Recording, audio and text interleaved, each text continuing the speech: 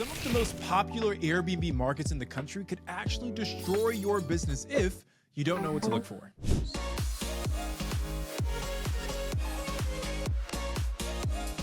We are the Real Estate Robinsons. In this video, we're going to share 5 markets to avoid and explain why you should avoid them. Now, the Airbnb market is shifting, and you might be shocked by which markets actually made this list. It's not just the small towns you've never heard of. The truth is, not every city is going to be a winner in 2025. In fact, some of the most popular markets in the country could actually destroy your business if you're not paying attention. Today, we're diving into 5 Airbnb markets where oversupply, dropping revenue, and flat occupancy rates are putting hosts in a tough spot. But here's the thing, look, it's not all doom and gloom. Even in challenging markets, there is still opportunities to succeed. You just got to know where to look. So stick around, because not only are we breaking down which markets to approach with caution, but we're also showing you exactly how to find the bright spots within any Airbnb city. These are the submarkets, property types, and amenities that can still help you win big in 2025. And by the end of this video, you'll know exactly what to look for to make sure your next Airbnb is a profitable one. Okay, so before we jump in, we just want to call out that all of the data we'll be reviewing in today's video comes from AirDNA. So everyone needs a tool to help you with your market research. And guys, we've seen way too many people skip the market research because they just assume that they already know what makes a good Airbnb market. But guessing is expensive, and guessing wrong is even more expensive. Yeah. So if you're serious about buying the right Airbnb in the right market, this is where you start.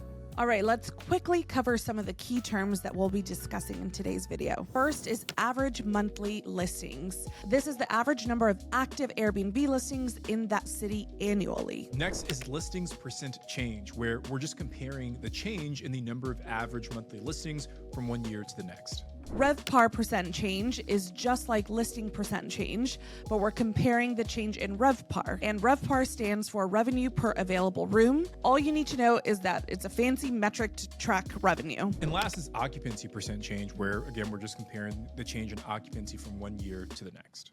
So first up is the Adirondacks. This is one of the most popular vacation spots in New York State, drawing in visitors pretty much year round. People come for hiking, skiing, lake activities, and it's kind of a go-to for both weekend trips and longer stays. On the surface, it looks like a great Airbnb market, but as always, the data tells a deeper story, and there are some things you need to watch out for before diving in. So let's take a look. All right, so let's break down the stats for the Adirondacks. So again, according to AirDNA, there are 5,300 average monthly listings. Listings percent change was at 10.84%. RevPAR change was at negative 3.88%.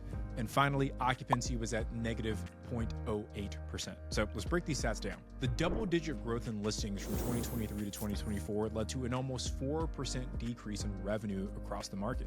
Now, it's also important to call out that demand in this market has increased. In 2022, the average number of listings booked each night was 3,300. In 2023, the average number of listings booked was 3,500. And in 2024, that number grew to 4,000 listings booked per night. So there are more people booking Airbnbs in this market. So it's not a demand issue here. It's a supply issue. Remember, we're at 5,300 listings. So on any given night, there are roughly 1,300 Airbnbs that are sitting empty. And that's what's pulling revenue down in this market. With 1,300 Airbnbs empty, a lot of those hosts are going to try and fill their calendar, and they do that by dropping their prices. And that's why occupancy is basically flat at 0% change. It's all of that excess. All right, so let's break down the stats for the Adirondacks. So again, according to AirDNA, so those are the stats for the Adirondacks. Next, let's look at submarkets within the Adirondacks. AirDNA shows that there are 19 unique submarkets within the Adirondacks. Now, unfortunately, out of those 19 submarkets, only one has a positive number for both RevPAR percent change and occupancy percent change, and that is the Bolton Landing submarket. Now, Bolton Landing is a smaller submarket with only about 270 Airbnbs situated on Lake George. It saw a 3% increase in RevPAR and an almost 6% increase in occupancy. No other submarkets saw gains in both places, so this might be one submarket to focus on. Last, for the Adirondacks, let's discuss any potential bright spots. We combed through the data, and the only type of property seeing revenue gains across all submarkets are the larger properties with 6 or more bedrooms. The 6+ bedrooms saw RevPAR increase by 5% and occupancy increase by almost 1%. And the 6+ bedrooms with a pool and a hot tub saw both RevPAR and occupancy increase by 10%. And even crazier, when you combine 6+ bedrooms with a pool and a hot tub that are in that Bolton Landing submarket, RevPAR increases by 14% and occupancy increased by 29%. So if you have your heart set on investing in the Adirondacks, buy a property that checks all of those boxes. Now, before we keep moving, just want to ask you a quick question. Do you feel like you need someone to work with you side by side as you look to buy that first Airbnb? Someone who's done it plenty of times themselves and can give you the exact process to follow? If you've been thinking about buying your first Airbnb for a while but just feel stuck in analysis paralysis, then we're here to help. Our company, Alpha Host Academy, will help you purchase your first Airbnb in the next 90 days or you don't pay. How are we so confident that we can help? Well, Chirag bought his first Airbnb just 49 days after joining our community. Sam took just 43 days. And Joe took 30 days to purchase his first Airbnb, and we would share the fast time we've seen, but you guys literally wouldn't believe it if we told you. Through our community, we've crafted a unique approach that cuts through the noise, offering clear, actionable steps tailored just for you that'll lead you directly toward purchasing your very own Airbnb. So stop waiting for the perfect moment. The time is now, right? So if you're interested in booking a free discovery call to learn more, then head over to the link in the description of this video. My team would love to chat with you. Next, let's look at Vermont and New Hampshire. This region attracts millions of visitors every year, especially those escaping from big cities like Boston and New York. Whether it's for the ski resorts in the winter or summer trips to the mountains, it's easy to see why investors would be drawn to this area. But again, just because it's popular doesn't mean it's an automatic win. So let's dig into the numbers. Let's try and figure out what's really going on here. All right, so let's break down the stats for Vermont and New Hampshire. Now, according to AirDNA, there are 6,500 average monthly listings. Listing percent change was at 10.5%. RevPAR percent change at -3%. And finally, occupancy percent change at -2%. So let's kind of dig into these stats a little bit more. Like the Adirondacks, there was double-digit growth in listings from 2023 to 2024, which also led to an almost 3% decrease in revenue across the entire market. And much like the Adirondacks, demand in the Vermont and New Hampshire area also increased. The average number of listings booked per night went from 4,100 in 2022 to 4,500 in 2023, growing to almost 5,000 in 2024. So the theme here is that demand increases are only one part of the equation that you should pay attention to. You also have to look at supply and how it's shifting. So those are the stats for Vermont and New Hampshire. Next, let's look at the submarkets within Vermont and New Hampshire. AirDNA shows there are 30 unique submarkets within the larger market. And out of those 30 submarkets, 6 were positive for RevPAR and occupancy percent change. Now, those 6 are Rochester, Keene, Concord, Manchester, Fairleigh, and North Troy. And if we mispronounce any of those, we're from California. We've never been to these places. Never so heard of those don't beat us myself. up. Rochester saw the biggest RevPAR gains at 16%, but it's also a small submarket with about 100 Airbnb listings. So anyway, focusing on one of those 6 submarkets would be the safest. Last, for the Vermont and New Hampshire area, let's discuss any bright spots. We checked to see if any specific property size, 4 beds versus 5 beds, made a difference, but unfortunately, each bedroom size still saw an overall decrease in RevPAR. Next, we checked amenities. If you have either a pool or a hot tub, you do get to break even on RevPAR, but when you combine a pool and a hot tub, RevPAR jumps to a +2% change and occupancy to a +3%. But if you add an EV charger, RevPAR jumps to a 13% increase. And if you buy in the Manchester submarket, you get a RevPAR increase of 50% and an occupancy increase of 7%. Crazy numbers, and I wouldn't expect the 50% increase to be sustainable, but it shows why digging deeper into the data is so important. When you start to layer some of these different amenities with different submarkets, you actually can find profitable properties. Now we're heading to Florida, specifically Cape Coral and Fort Myers. These areas have always been big draws for travelers looking for warm weather, waterfront views, and access to the Gulf. Families, retirees, snowbirds flock here year after year. But like our other markets, there's more to this market than you kind of meets the eye at surface level. And we'll show you why this could maybe be a riskier place going into 2025. So let's break down the stats for Cape Coral and Fort Myers. According to AirDNA, there are 13,700 average monthly listings. Listing percent change is 13%, RevPAR percent change is -5%, and finally, occupancy percent change is -4%. So let's break down these stats. Again, the trend of double-digit growth in listing continues. There are almost 14,000 Airbnbs in this market, but the average number of Airbnbs booked was just under 9,000. So we're talking about a pretty big difference between the supply in the market and the demand. Now, there is one weird quirk in the demand data for Cape Coral and Fort Myers. Back in 2022, the average number of booked listings was 10,800. But in 2023, that number dropped all the way down to 8,100 before rebounding back to 8,900 in 2024. So from one year to the next, demand literally dropped by a massive 26%. It's unheard of. Now, it could have been due to maybe a decrease in COVID demand that just went away, or maybe a potential regulation change, but something happened in that market that caused an almost 30% decrease in demand. That's nuts. So those are the stats for Cape Coral and Fort Myers, but just want to call it that weird quirk. Next up is the submarkets. AirDNA shows that 12 unique submarkets exist in this area. Of those 12 submarkets, only one was positive for RevPAR and occupancy change, and that's the San Blas market. Am I saying that right? I hope so. Yeah. RevPAR in this market increased by 6.5% and occupancy increased by 2%. It's also a decent-sized submarket with just over 700 listings. Last, let's talk through any bright spots within this market. So we checked property size and amenities, and neither had any bright spots. So basically, it didn't matter how big or small your property was or which amenities you had or didn't have. There was literally no combination that led to an increase in RevPAR or occupancy here. Now, before we keep moving, we'd really appreciate if you could give this video a thumbs up, subscribe to our channel, hit that bell for notifications. Every new subscriber means a ton to us, guys, and we've got a goal of getting to 100,000 subs. So if you're enjoying, subscribe, share this with someone else so they can enjoy it as well. We've also got a totally free download for all of our subscribers. So if you head over to the realestaterobinsons.com/calculator, we put together a free tool that helps you analyze properties that you're considering purchasing as an Airbnb. Now, we've got 2 more cities to cover, but at the very end of this video, we'll share one big takeaway that will help you avoid bad markets like these forever, so be sure to keep watching. All right, now let's talk about Maine. Known for its mix of coastal and rural getaways, this state pulls in travelers looking for a quieter vacation. From summer beach trips to winter cabins, there's a lot of variety here for Airbnb hosts to work with. But the numbers show some serious challenges in this market that you'll probably want to think about before making a move. So let's break it down. According there are 4,400 average monthly listings. Listing percent change is 15%. RevPAR percent change is -6%.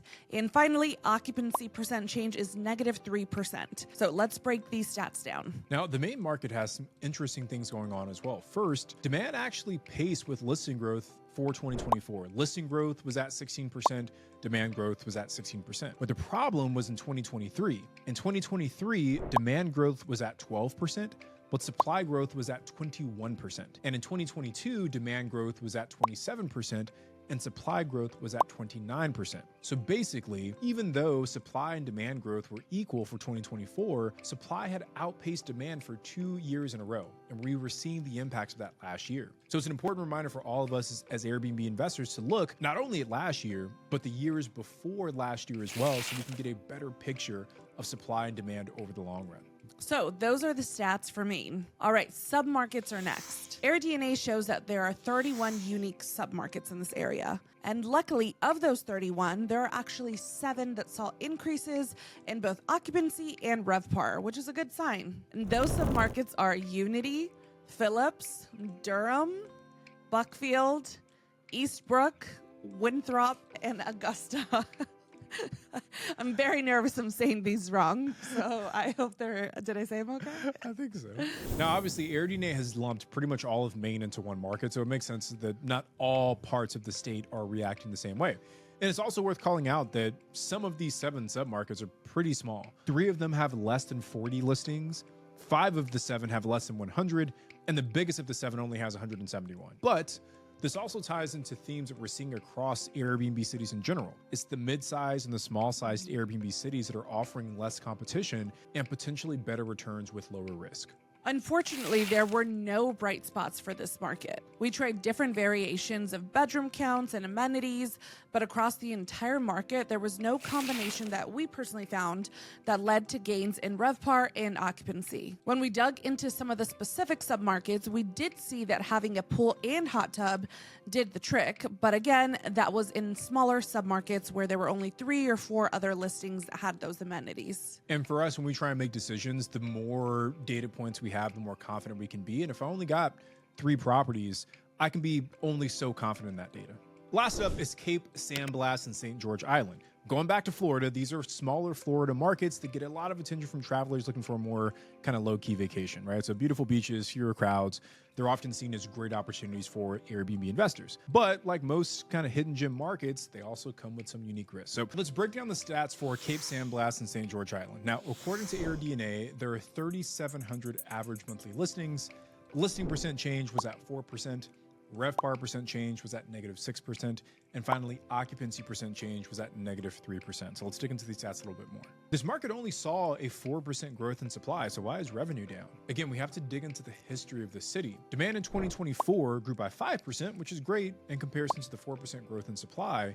But demand only grew by 8% in 2023, while supply grew at 13%. Supply and demand paced pretty well in 2021 and 2022, so it really seems like 2023 is the actual culprit here. All right, submarkets are next. AirDNA shows 6 unique submarkets in this area. And of those 6 submarkets, only one saw growth in RevPAR and occupancy, and that's the Cape San Blas submarket. There are about 1,200 listings in the submarket, so it's a pretty good size. RevPAR grew at about 6% in that submarket, and occupancy barely grew at just less than 1%. Last, let's talk through any bright spots within this market. Surprisingly, studios actually performed really well, seeing a 27% increase in RevPAR and a 7% increase in occupancy. No other bedroom count saw a gain in both occupancy and RevPAR. Now, in terms of amenities, if you combined a pool, a hot tub, and an EV charger, RevPAR increases by about 12% and occupancy increases by 9%. Though there were only about 18 listings out of the 3,700 that had all 3 of those amenities. So it is a small sample size, but it's still useful information. And one other bright spot, if we look specifically at the Cape San Blas submarket and you offer a pool, a hot tub, and a gym, RevPAR increased by 22% and occupancy increased by 2%. So it's really drilling down the submarkets and then layering the right amenities that'll give you a shot within this market. Now, as we wrap up here, there are a few very important things you need to understand. First, you have to understand that as you're doing Airbnb market research, you have to lean on cold, hard data to help you make your decision.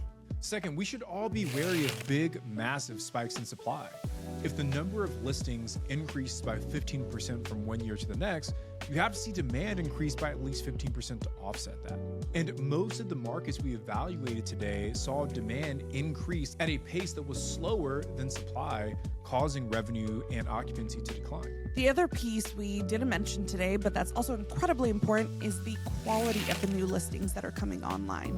If supply in a market increases by 10%, but all of those listings are poor listings that'll really only compete with the bottom chunk of the market, then you don't really have to worry that much. But if, on the other hand, the majority of those listings are some of the sickest, kind of coolest Airbnbs you've ever seen, you should be kind of worried, right? So it's the quantity and the quality of new supply that you have to focus on.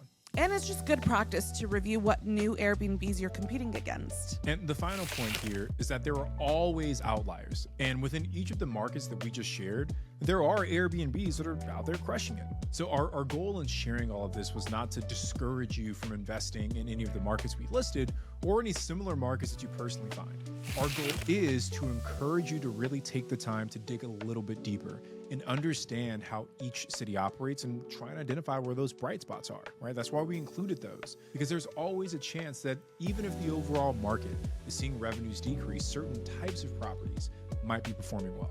So do your homework is the point of this video. But before we go, please be sure to connect with us on Instagram. I'm at Sarah Rad Robinson. The sexy man over here is Tony J. Robinson. And if you're on TikTok, be sure to follow us at The Real Estate Robinsons. And again, if you like what you heard in this video and you really want help taking your Airbnb business to the next level, book a totally free call with our team at Alpha Host Academy. Again, we'll help you buy an Airbnb in the next 90 days. Or you don't pay. So there's literally no risk. So head to the link in the description to book a call with us now. That's it for today, guys. I'm Tony. I'm Sarah. And we are The Real Estate Robinsons.